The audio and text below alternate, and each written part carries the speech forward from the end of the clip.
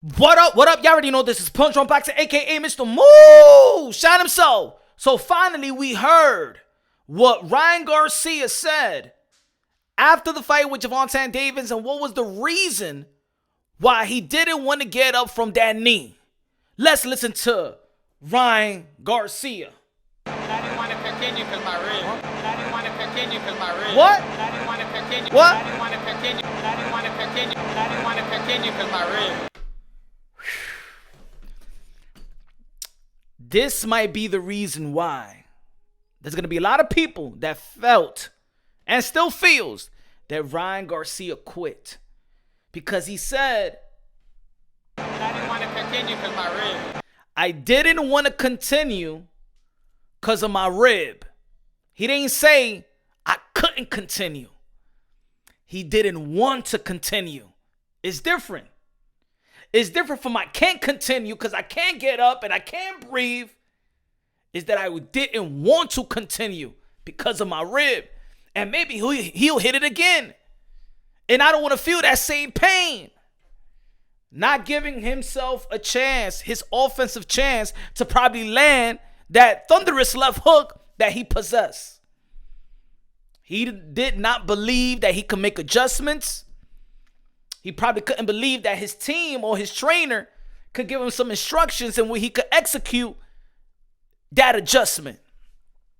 Ladies and gentlemen, I respect Ryan Garcia as a modern-day warrior, modern-day gladiators. I respect Gervonta Davis as a modern-day warrior, modern-day gladiator. But there's going to be people out there and there's going to be fighters out there that when they hear that I didn't want to continue is a no-no.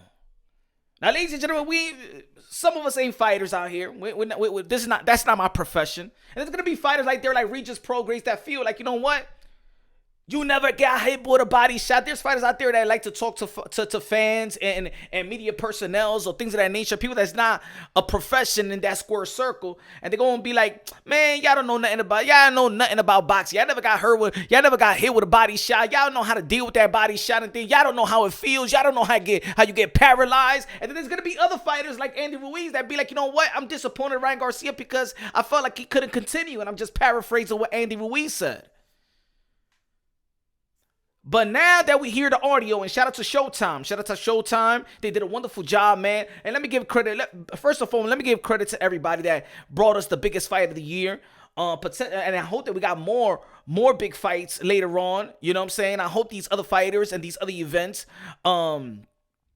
keep the momentum going. But shout out to Showtime. Shout out to Steven Espinoza, Al Heyman, PBC, TGB. Shout out to Golden Boy Promotions.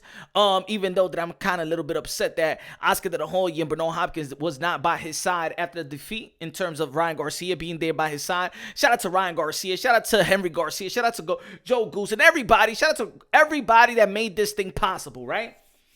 Again, this is the clip from go check it out, All Access. They just posted this. Go check it out after this video. There's gonna be people out there that's gonna question Ryan Garcia. Or are you a fighter that you only gonna keep fighting if things go well for you? Or are you a fighter that wants to how to say it, overcome? Are you that type of fighter that's trying to that could overcome? Are you that type of fighter that could take a knee and then move on to the next round, adjust, and then be like Diego Corrales, huh? Got knocked down, spit his mouthpiece off, got knocked down again and then rise back up and be Luis Castillo? Or you that type of fighter, or you are the type of fighter that only gonna do good and only wants to fight when you are the one that's putting a beat down on your opponent? But could you be that fighter to rise when everything is going down? When everything ain't doing good? Are you going to be that type of fighter? Are you going to be that type of motivation and inspiring? Because at the end of the day, I always say that life is a 12-round bout. And sometimes in life, y'all, as we all know, it's not always good all the time. Sometimes you got to take a knee to move on to the next stage. That's like almost saying like you got to take a step back to move forward. Got to take one step back to move 2 steps forward. You know what I'm saying? Nutrition is very important in the sport of boxing and preparing a fighter to go to war. Just like nutrition is important for us human beings outside of the sport of boxing. Nutrition, we can't cut corners. You know what I'm saying? We live in a 12-round bout. And watching the 12th round bout, you know what I'm saying, could translate to life itself.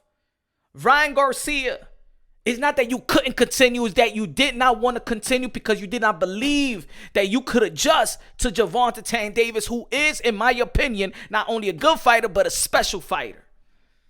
You met your match. You met a guy that has just as much speed, just as much power. You probably never been in the ring with somebody like Gervonta Davis with 8-ounce glove, and you did not believe that you could overcome. You did not believe in that left hook. You did not believe in your speed. That's just my opinion. I'm not saying that you can live to fight another day, but then there's other fighters out there that's willing to kill themselves in that ring. I'm not saying for you to go volunteer and kill yourself.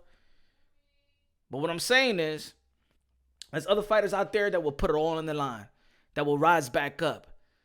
They got to get back knocked down. In the audio, he said, I'd rather get hit in the chin. Joe Goose was saying, it's not like, you know what I'm saying, a chin, it's better off you get hit in the face.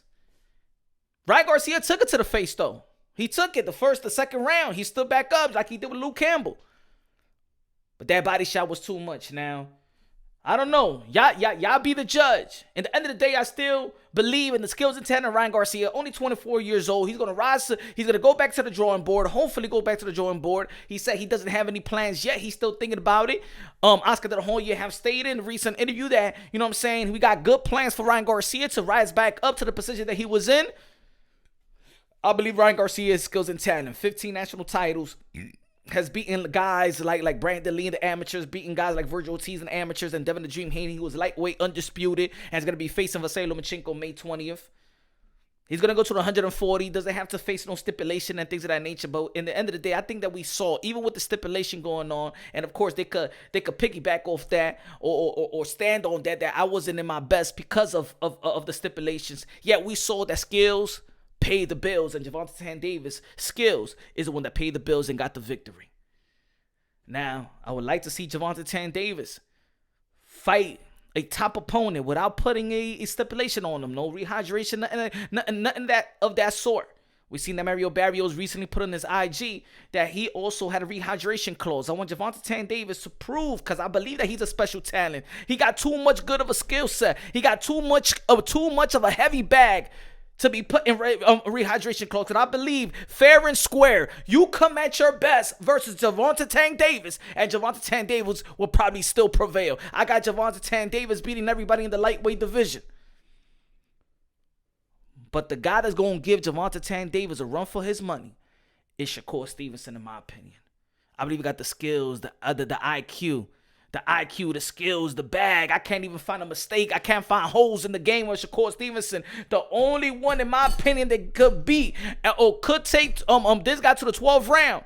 Even though I know that Pitbull Cruz took him to the 12th round, but at the end of the day, I believe in the rematch, Gervonta Davis beat Pitbull Cruz. But Shakur Stevenson in the lightweight division is the primary fight, in my opinion. Shakur Stevenson, Gervonta Tank Davis in terms of competition. We're going to see what Lomachenko versus Devin Haney going to do. But I believe that Shakur Stevenson, Tank is the main, primary, the best, fighting the best in the lightweight division.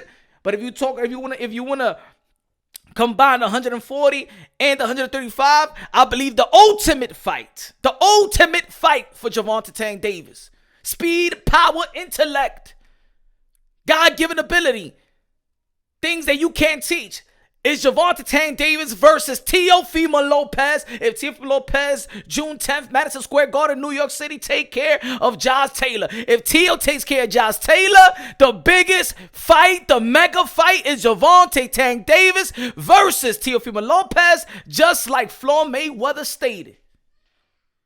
Let me know what y'all think, man. Subscribe to the channel, smash the like button. Love you, God bless, and on to the next.